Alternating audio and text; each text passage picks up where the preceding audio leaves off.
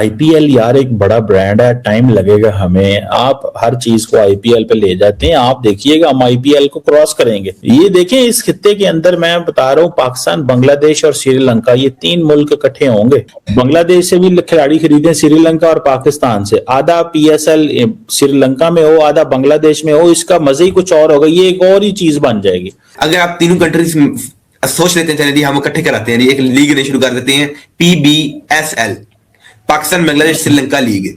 ठीक है जी।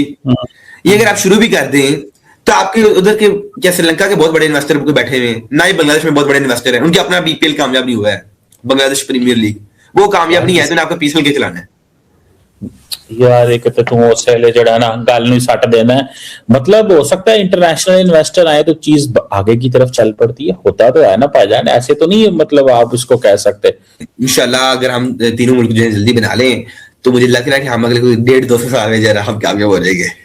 जेलस, सिर्फ आपका काम है जेलस होना, और कोई काम नहीं आपको आता। आईपीएल कितने पैसे कमाता है, पीएसएल कितने कमाता है, हम कब तक आईपीएल का मुकाबला करने में प्रॉपरली कामयाब हो जाएंगे, कितनी को अर्निंग है। मुझे लग रहा है हम भी बहुत कमाते हैं लेकिन ये कहीं नजर नहीं आते। इसकी क्या वजह है, कुछ जरा बताएं, क्या डाटा स्टैटिस्टिक्स आपके पास? जी बिल्कुल चीमा साहब, आपने सही बात की है कि हम कितना कमा रहे हैं, आईपीएल कितना कमा रहे हैं।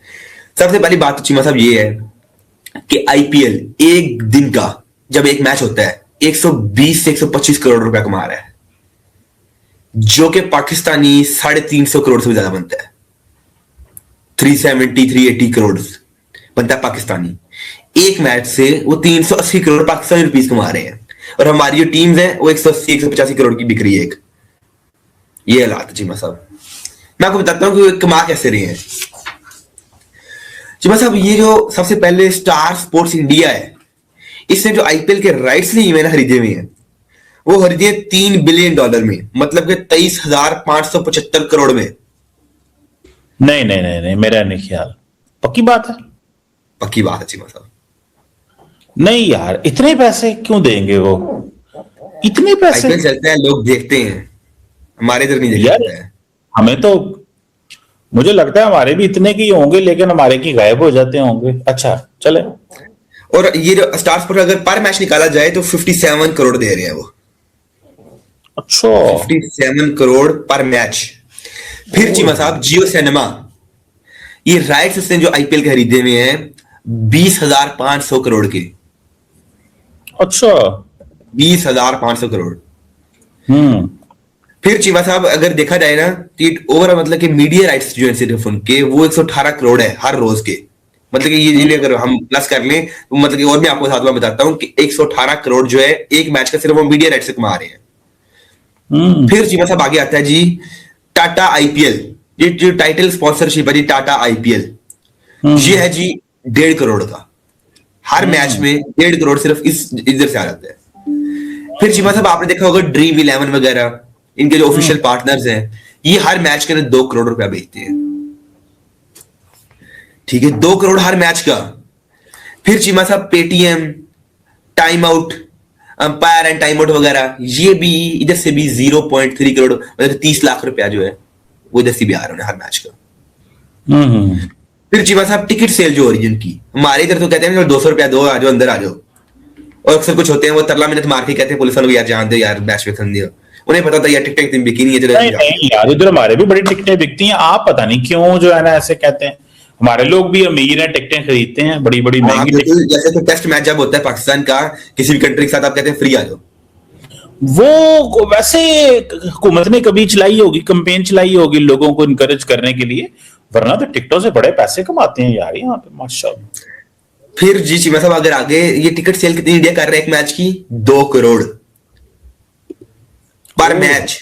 मतलब कि पाकिस्तान के 7 करोड़ रुपया बन रहा है।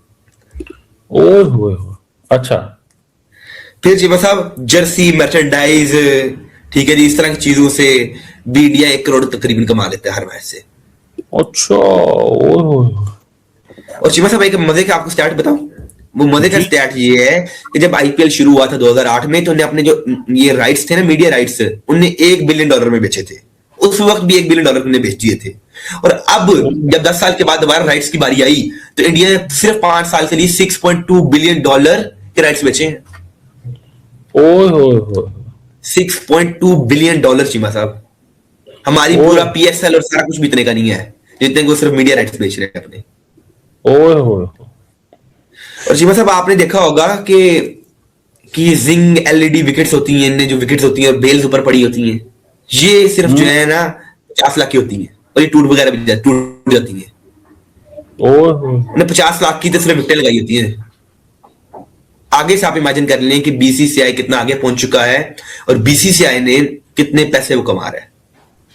और हम अभी भी यही है कि जी कि जो है हमारे छोटे छोटे ब्रांड्स बनाए हुए हैं। मैं आपको बताता हूँ कि PSL के क्या है। PSL जो है कितने ने अपने मीडिया राइट्स सेल किए हुए हैं, मैं आपको वो चीज भी बता देता हूँ। चिमा साहब ये जो हमने अपना ब्रॉडकास्टिंग राइट्स है PSL के, ये जो ए स्पोर्ट्स चैनल है पाकिस्तान में, हमने सिर्फ 630 करोड़ में दिए हुए हैं, जो कि इंडिया में 210 करोड़ बनते हैं। मतलब कि हमने जो ए स्पोर्ट्स को जो दिए ब्रॉडकास्टिंग राइट्स सिर्फ 630 करोड़ में। आगे सब इमेजिन कर लें।